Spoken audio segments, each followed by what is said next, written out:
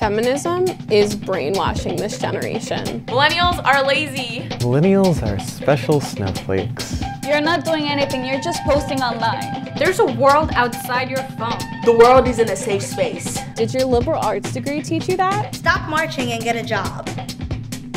Like, really?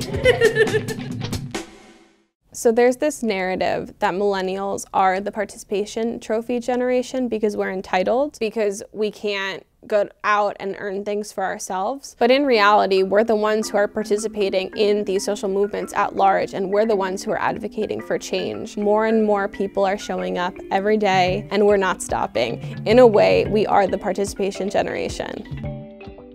I've called myself a feminist since I was like, I think 13 or 14. One of my favorite people on this planet, Emma Watson, said this during her UN speech: if not me, then who? If not now, then when? If it's not us, then how are we ever going to be able to stand up and say that this is what we want?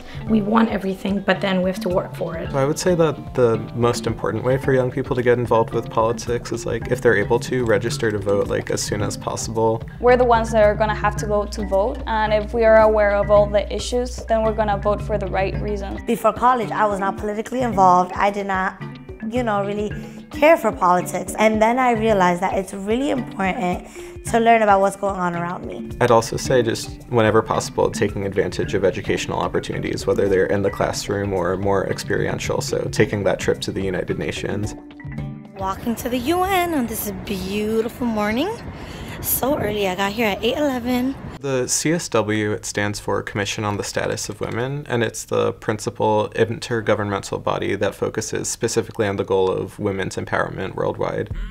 In my household, there's only girls, so we've always grown up with some controversial, stereotypical issues in the house. But as soon as I came to college, I started teaching my parents, to break away from the stereotypes. So going to this conference further developed my skills and my knowledge in order to now spread my knowledge and my personal experiences to outside of my family.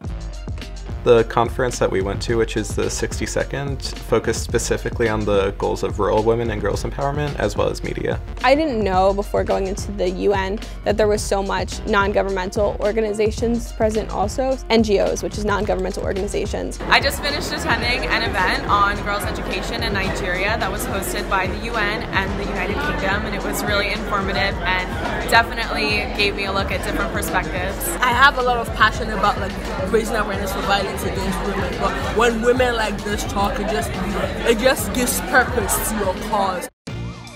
Hands down, my favorite event was celebrating and increasing women's political participation. On the panel, there were a bunch of members of parliament from around the world, but my favorite one was the one from Malawi. And the room was filled with really serious diplomats, but at the end of her speech, everyone was up and cheering for her. She got a standing ovation just because of what she was saying, and I think that really inspired me because she had a tough life, but she managed to climb through the ranks. I remember that in one of the meetings that I went to, some high school girls went there, and they made me happy that they were speaking up and asking questions, and it was more interactive with the high schoolers than with the older generation. I was at this Nigerian NGO panel event, and it was question and answer time, so I raised my hand and I was walking to the podium to ask my question. Then this older woman stood up and she went to the podium, and I didn't get the chance to ask my question anymore. In that point, I felt as though my opinions did not matter, or they were not as valid because she was older than me. The big issue that came up during the conference is that we're not only thinking about the issues faced by women, but also those faced by girls. And girls by definition would be